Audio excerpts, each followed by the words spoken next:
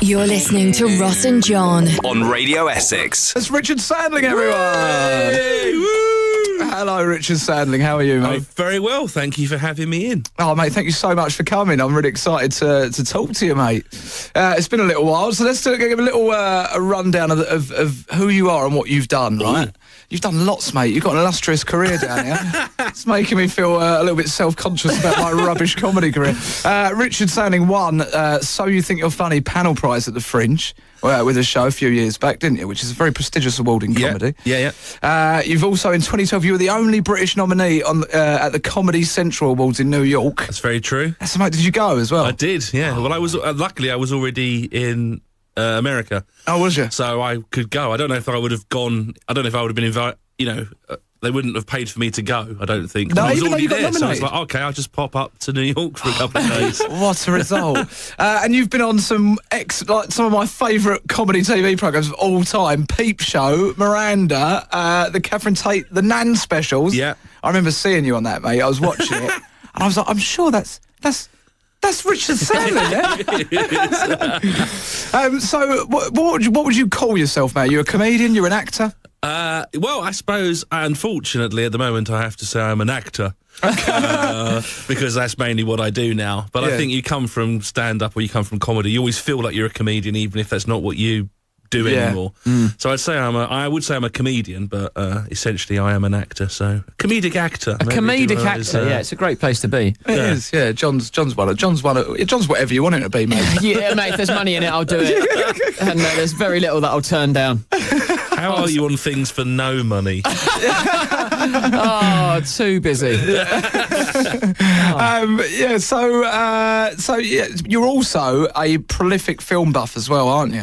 Yes. I mean, to the point where you've got this. Are you still doing the Perfect Movie stuff? Is that I still am happening? doing Perfect Movie. It's the 10th anniversary of the show this year. So Wow. I'm bringing it back for at least one, hopefully more special sort of celebrations of it. I wonder, can you explain to the listener who might not have heard of it what that is? Because Yes. you do it more justice than I will. Perfect Movie. Richard Sandling's Perfect Movie is a sort of multimedia stand-up show about films where all the comedians have to do material about films. And there's videos and sketches, but generally speaking, it's a positive show. So what I want is people to turn up and talk about films they like. It's very easy to be negative about films because a lot of them are rubbish. But I want people to talk about things they like. And we do a thing where the headline act recreates their favourite scenes from films, like a beginning, middle, and end. Oh, that's great. Sometimes we film them, sometimes we just act them out, like on radio, like Radio 4 style, but it's just they get to be in their perfect movie, That's fantastic. But all for no money, like in my house or in their house, like filmed in 10 minutes. Like it's not like we've got a green screen and stuff. It's literally just like in someone's kitchen. Which is even better, I think. Yeah. I think from like a comedy perspective, when it is like low budget and just raw, and you can tell they've just hashed this thing together quickly. And I there's think love in there as opposed to money. Yeah. That's important. I to mean, me. for example, like, I have recreated the T-Rex attack from Jurassic Park without any animatronics or dinosaurs. great. Just someone dressed as a dinosaur, like leaning into like a Mondeo in the street in Brixton. So but it works because Incredible. you commit to it, and you're not taking the mickey. You actually love this, You're doing the best you can with what you've got. what an absolute dream that is. As someone who, if you love films and then you're creating these shows with these great comedians and talking about films, it don't get much better than that, does it? Amazing. Was that the show that won you the award at South? No. There's weirdly, it's a bit of a story. Like, there's a So You Think You're Funny is a competition, right? And the panel prize is like what you get for being innovative. But the year I won the panel prize for being innovative was the year they gave it to everyone. What? Because they didn't do their job properly as judges and got to 3 a.m. and went, what are we going to do about the panel prize? And they went, No way. everyone gets it. Great. Like a 4-year-old who's just on a picture. Here you go. Thanks for your comedy show. I'll put that on the fridge. Does that mean I've got one then? Not quite, Did you mate. perform in 2009? Nah. No, then you don't. I am technically a 2-time recipient of the panel prize because I great. had 2 shows in 2009. One of which was not Perfect Movie, but my show about videotapes. Oh, mate. Which is essentially Perfect Movie, but was about how much I like videotapes instead of how much I like films in general. Very, very broad spectrum of topics I talk about. Yeah, mate. So you're a fan of... Can we just elaborate on that just a tad? So you're a fan of videotapes, Yes. specifically that medium of watching old films on VHS. on video, on your VCR. What do you, I mean, the thing that really sticks in my mind about videos was the noise. Was always the that the build to that noise was like, I'm going to watch this film from the beginning. Yeah. Well, I just think anything when you can fast forward government anti-piracy warnings is a brilliant thing. You know? Yeah. Oh, mate. So I suppose liking VHS as a movie buff is the equivalent of like a music fan liking vinyl, I guess. Well, I suppose it is, but unfortunately, obviously, I understand when people say just because if you've upset the vinyl people now by suggesting that something that's tape could ever be as good as vinyl. Okay, I would say the enthusiasm for collecting is the same. Yeah, sure. But vinyl people do not like it when you compare tape to vinyl. Just be aware. I'm just trying to preempt the sort of the tutty. Actually, I think you'll find because they will happen. Well. People, those people, they can't not. They have to say they're like vegans. They have to tell you. It's what I call Pavlov's blog. They can't. Oh, I love it. They can't not. They can't just sit there and not let it go. You know. So you're a collector of VHS. Well, yeah. I mean, I before. Well, obviously, in the start, it was just it was how you owned You just films. had them. Yeah. And I just had loads of them. And I remember, obviously, because we're in Radio Essex, the golden disc. Do you remember the golden disc down by what was HMV? Yeah, Queen's We'd just Road. go in there and buy all the videos they had, and they'd just go in there and go, "What's this? I've no idea what this is. This looks amazing. It's like £1. I'll buy that." Yeah, and then you mate. just buy this amazing sort of Build then up you an just go, it's a incredible quid. You know, collection, like why not? We were talking about this earlier. I really, really wish I could be like that. I've got this real thing with films. I do love films, and I love good films, obviously. But I've got this weird thing, I've self-diagnosed myself with like a minor bit of ADHD. I think because I just can't sit and commit to a film without getting fidgety and stuff. And if I watch a film and it's rubbish, I feel totally mugged off at the end of it. Like I'm never going to get that time back. And Well, I think we all feel like that with a bad film, but sometimes it depends on your sort of degrees of badness, doesn't it? Like what you would say is a really bad film. I might be fine with, so it's different. You can, how could you watch that? But it's sort of subjective, isn't it? Like I might be fine with it, but I understand because I mean, I watched some films and I remember like when piracy became a thing. Obviously, I would never have never pirated any film. The irony, original music. The irony is you really look like a pirate. That's true. To be honest, if you wanted to pirate VHS, you've got to put a lot of effort in it. So, I mean, I know. That's, you go sit there. Yeah, that's the truth. Like video piracy versus what have you got? I've got I've got The Wolverine a week before it comes out with some of the CGI not finished. What have you got? I've got Reservoir Dogs on video. It's 1994 and I'm 12. And half a DFS advert. Yeah. the biggest video pirate of the 90s, mate, was my mother. The amount of copies of Soldier she recorded off the telly. London's burning. Well, I don't think people quite consider home taping to be piracy, do they? Even though, of course, it is. It is, though, So, technically. there's like if you've still got tapes in the attic, the police can come around and raid you. Do you? You are not safe. Hits and Giggles with Ross and John. I'm assuming you tweet. I do. What's your preferred platform? Have you got Twitter, Instagram, Facebook? I have all of them, but my phone is terrible, so generally I'm only on it when I'm at a computer. So Okay. I am old-fashioned. Oh, that's old school. But Yeah, you I'm got old MySpace school. as well, wouldn't you? But, if I would have a MySpace, but they've sort of rebooted it, so all my stuff's gone. So Oh, no technically, way! Have they I didn't know really? that. Yeah. Rebooted it? What are they giving that a refurb for? That's, you need more than a They refurb. got the MySpace. rock in. It's all just, the whole thing's gone again.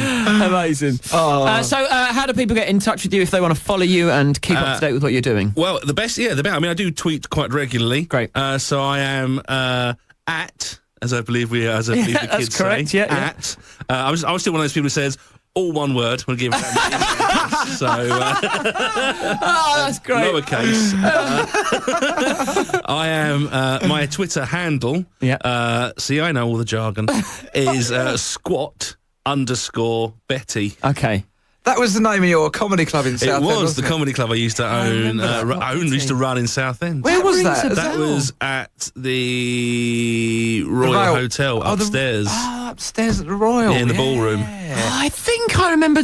Did you have like spoken word and stuff on there as well? I have done that. I mean, I've done many attempts at comedy / spoken word / poetry / stuff in Southend. Yeah. I think I may have been around for various ones of those shows. I tried to have sort of, you're not the more standard act, which is not a dig at other, but you're going to go, I'm going to try and get sort of more of the weirder people who wouldn't the alternative get booked, stuff, and also for people who wouldn't necessarily see those people outside of Edinburgh, essentially. So amazing. It was a bit spoken wordy, which I suppose means long bits without jokes if you're going to be cruel. Well, I'm fairly. I've got visions of seeing you and Scroobius Pip on the same lineup somewhere. Yeah, I have gigged with the Pip. The absolute Pip mate, master. he's such a bit. I'd love to get him on his show. You got his number? Come on, hook us up. I remember seeing you and seeing him, and I think possibly even John Hegley on the same bill. And I'm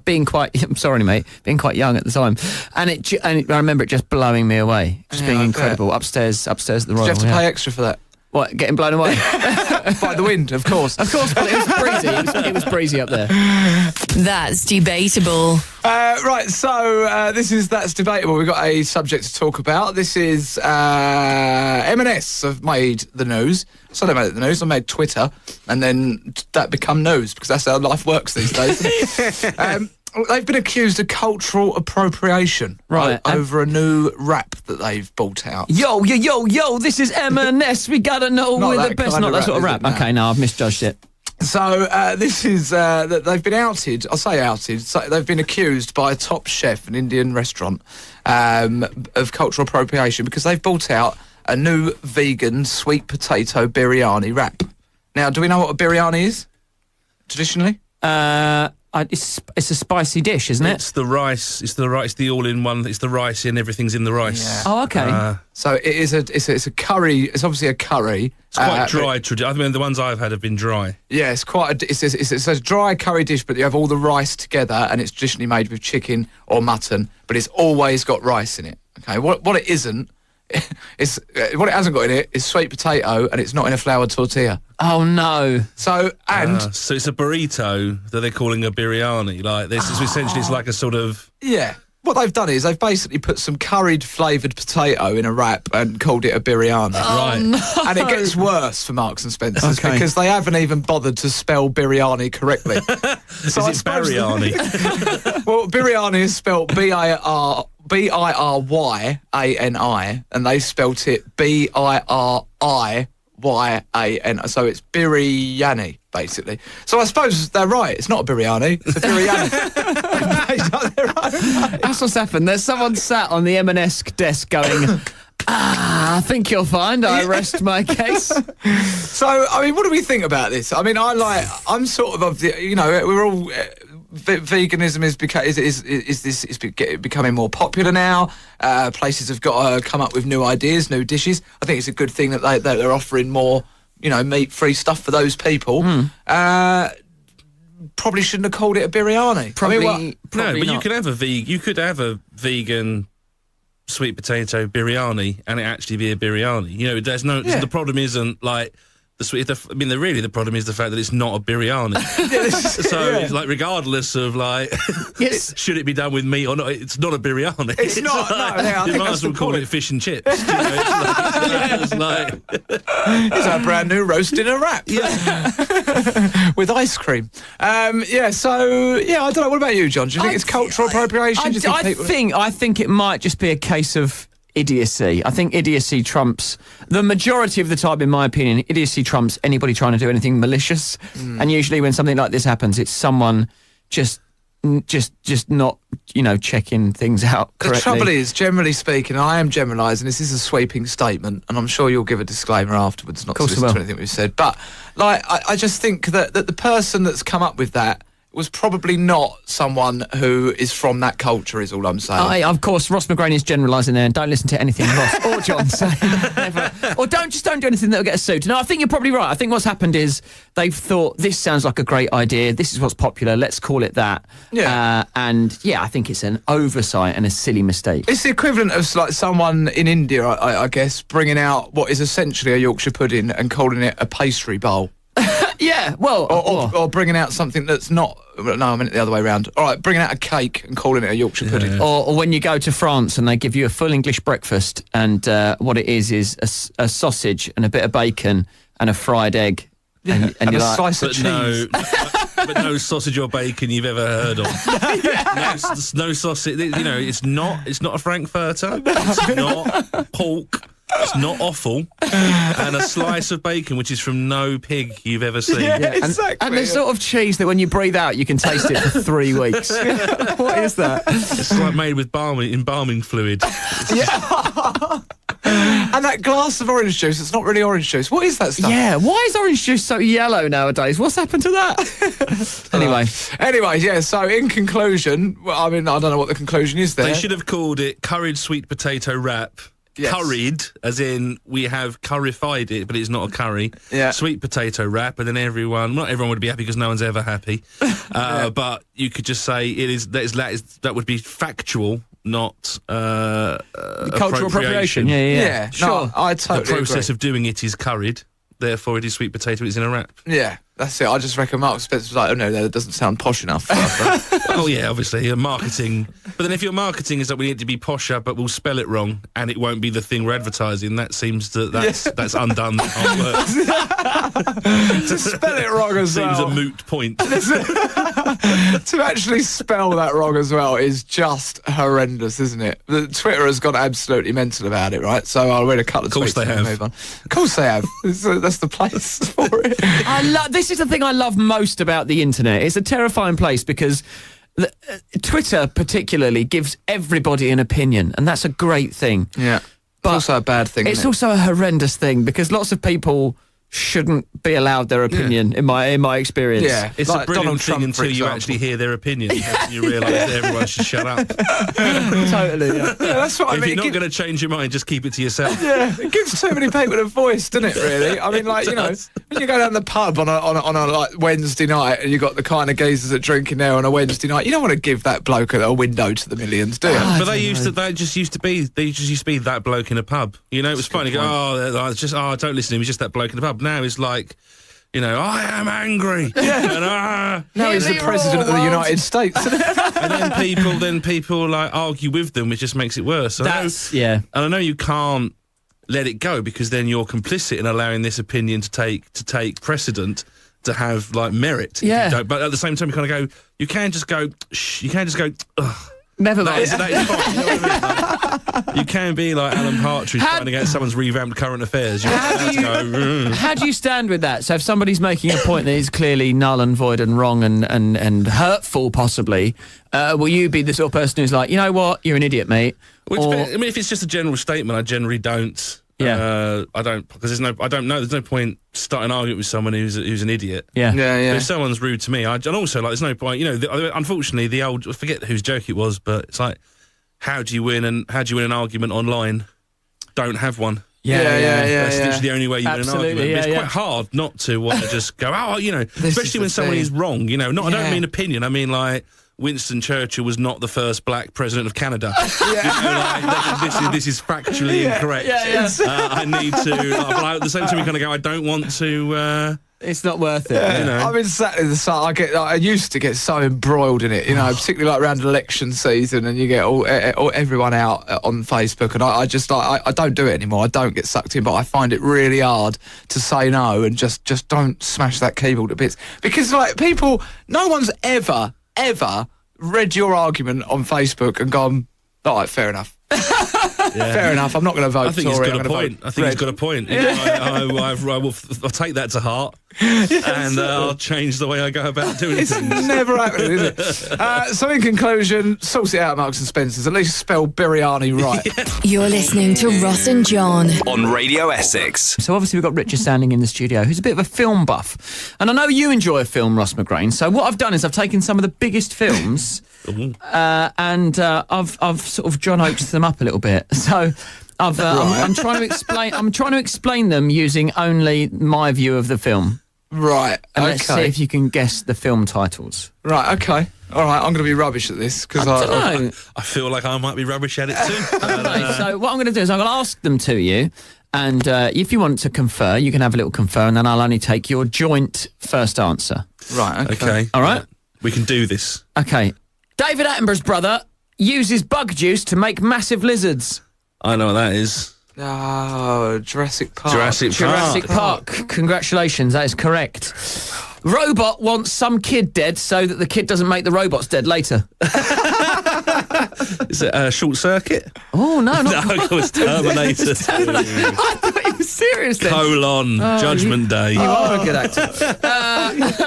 Unlikely, this is quite a tough one. Unlikely hero makes a new friend that doesn't quite fit in. They are scared of a giant overlord. Oh. Unlikely hero makes a new friend that doesn't quite fit in. They're scared of a giant overlord. I've got some more information if you want it, if you want a clue. How are you feeling on that? Have you got anything there, Rich? Well, I don't know. Giant Overlord. Could be anyone. You're a giant That's overlord. my aren't that was you? my nickname at school. Unlikely hero makes a new friend that doesn't fit in. Yeah, I heard you. They're scared of a giant overlord. This is the additional information. There's a dog and a potato. Oh, it's Toy Story. Toy Story, it is. Toy Story. It's Toy Story. Bloke fights himself in a car park, but don't tell anyone. That's brilliant. That is the best. That should be on the poster. That's Fight Club. It's Fight Club, yeah. Middle class woman kills a bloke with a wardrobe door. Is that Titanic? It is, yeah. I thought Titanic. And The king is murdered by his brother and takes over the kingdom. His nephew falls in love but cannot shake the thoughts of vengeance. Michael Jackson, this is it. He cannot shake the thoughts of vengeance. Eventually, he takes his revenge. Do you want the clue again? Is it Hamlet? Kenneth Branagh's Hamlet. I'll give you a clue. This is the full. The king is murdered by his brother and takes over. The Lion King. It is indeed the Lion King. Smashed it. The final tagline was, "They're all lions." Okay, I've got a couple more. Child attempts to murder two criminals. Home Alone. Home Alone, correct. Overload, got to be, isn't it? Scottish documentary. Train Spotting. Train Spotting is I correct. was going to say Braveheart. That is my next one. Scottish documentary number 2 is Braveheart with Mel Gibson. This is amazing. I'm having the best time. All right, this is the last one. This is the last one. Bloke with knives for hands. Oh, it's Edward Scissorhands, isn't it? Or is it? Or is it Nightmare on Elm Street? It is Nightmare on Elm Street. Oh, Congratulations. It John. was close. I took you in one direction and I whipped the carpet out from under your feet.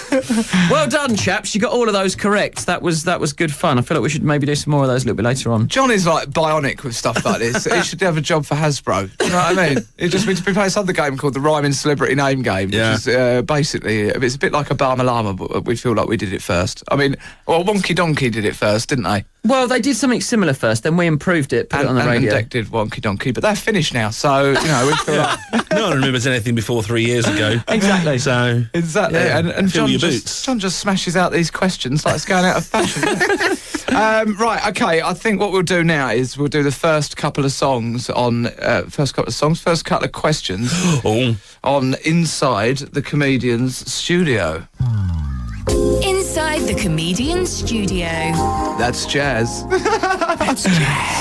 So, you will obviously know this, being a movie buff. This is a take on James Lipton's Inside the Actor's Studio, which was a very up-close and personal chat with famous actors, and they ask silly questions at the end that were supposed to be personality revealing questions.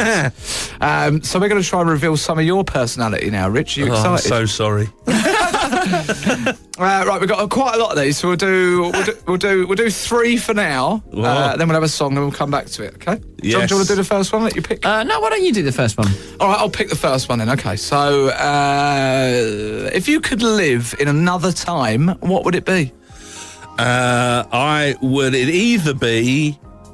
think it would probably be Japan during the era of the samurai. Oh, what wow. a choice! Oh, you're too good for this dump, mate. That is great. Oh, yes. Do you feel like you were trained to be a samurai? I feel like I would be one of the people who end up being a ronin, because I'd have to get, just wander the land and get revenge. And Yeah. Right, okay, yeah. because my master would be murdered, do something heroic. Yeah. And then I would therefore have no master, but I would have to be, I would still be a noble man, but I would you've given this a lot of thought, Rich. Yeah, of course I have. Yeah, that is... I mean, it's not every, who knows, time travel might happen. It might do. Go have it it. probably already has. Go have it planned. Yeah. That's a great choice. Well That was a done. great answer. Okie dokie. This is question number 2. This is one of my favourite questions. Dinner with Morgan Freeman or drinks with Liam Gallagher? I mean, to be honest, dinner with Morgan Freeman. I think it would have to be for you, choice. wouldn't it? Yeah. Yes, yeah. We had Rich Wilson on the show last night, Yeah. and he went for drinks with Liam Gallagher. Of course he did. And I thought that was going to happen. Do you know what I mean, obviously. if you'd have said drinks with Liam Gallagher, I Drinks would with Gallagher. You'd be like, you're just trying to be cool.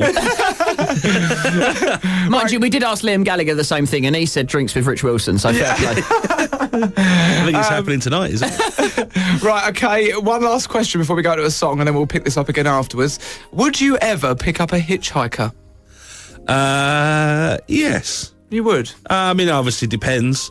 Mate, I mean, I think it would be based on whether, if it's snowing and they were stuck, then I might pick someone up. But Just if they it were would snowing, be yeah. weird, because it's like a weird standoff, because I would be fine with it, but then I would also worry that they would think who would pick up a hitchhiker. Yeah, this is such a thing, isn't it? If you picked up a hitchhiker, they'd be thinking, well, this person's obviously mental. Yeah, that's it, yeah. And I'm thinking, well, I hope this person... So we'd both be sat there. It'd be like a sort of weird duel, like a Western standoff, like a Sergio Leone movie, just staring at each other in silence.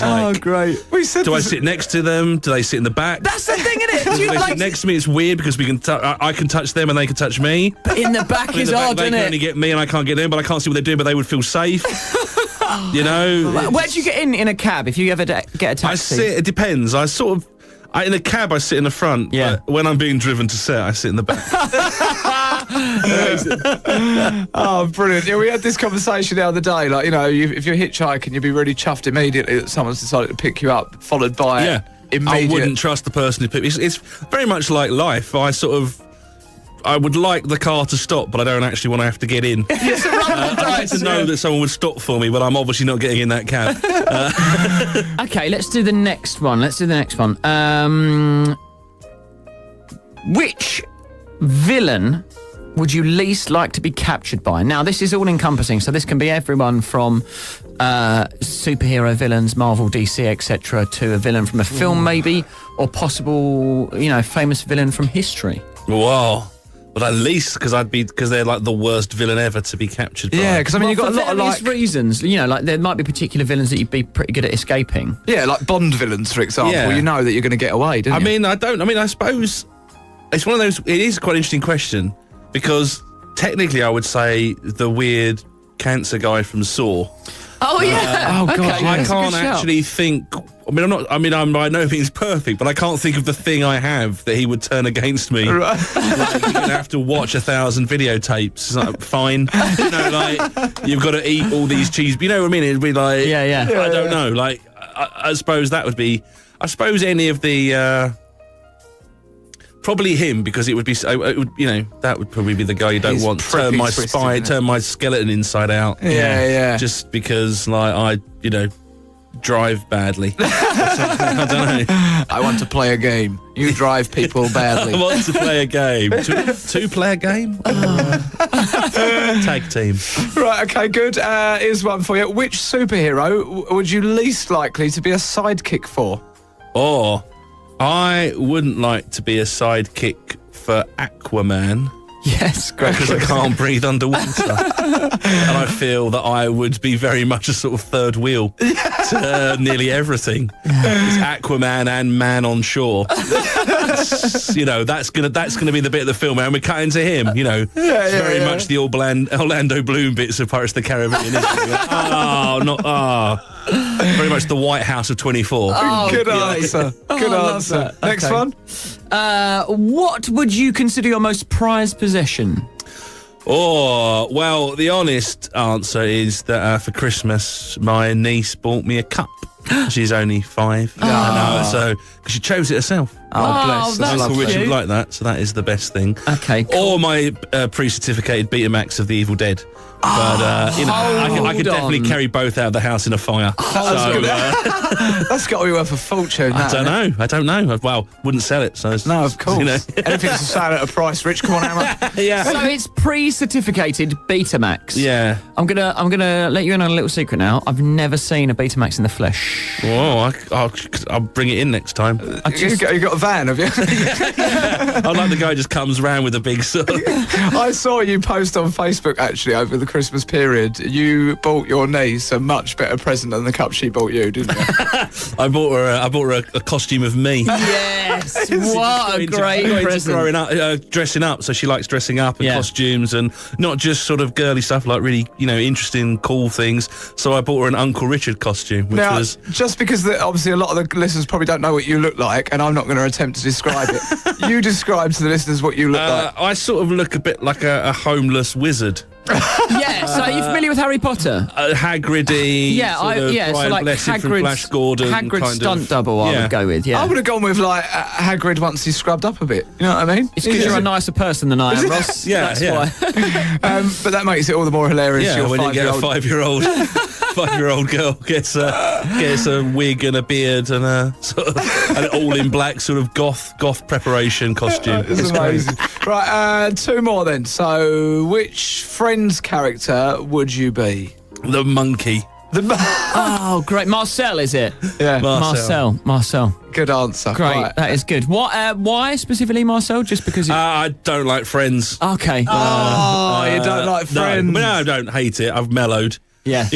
Things you hate when you're a teenager, the older you get, you go, well, I don't know why I'm so angry about Friends. I could just not watch it. But I quite like the monkey. Maybe, you know what, I'd be the box that they lock Chandler in. Oh, That'd be. I'd be the box. Spoiler alert. Gosh.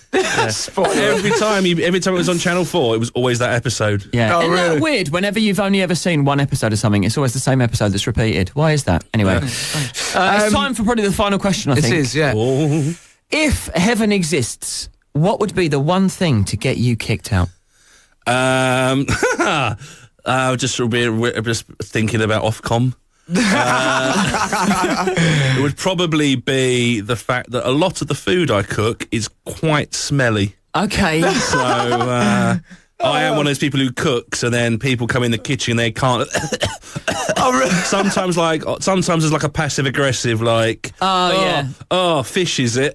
And sometimes just because the air is acrid with spice and chili. So, imagine getting kicked out of heaven for that. Just God calling a meeting. Unrighteous cooking. He's not necessarily been evil. No, but I just cannot deal with that's what purgatory's for. That's debatable. Are you familiar with Zac Efron?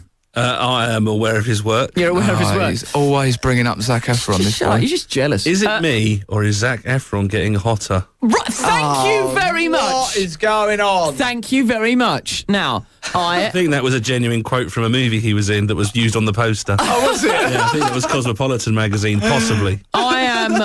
Also, is it me, or is Zac Efron I'm a getting man hotter? in his 30s, right? Yeah. I'm a straight white man in his 30s, and I own a pair of personalised High School Musical Converse, right? Splendid work. So I'm a fan of Zac Efron from day one. But He's a good actor. This is why me and you never go out socially, mate. The reason I'm asking you is because he's currently playing a serial killer. Are you familiar with this? Ted Bundy. Yeah, he's playing Ted Bundy. Are you familiar with the show? Have you seen any of it? Do you know I haven't. I mean, I'm aware of Ted Bundy's work. Now, is it me or is Ted Bundy getting hotter? He is, of course, being played by Zac Efron, and it sparked controversy. Loads of people are really against it.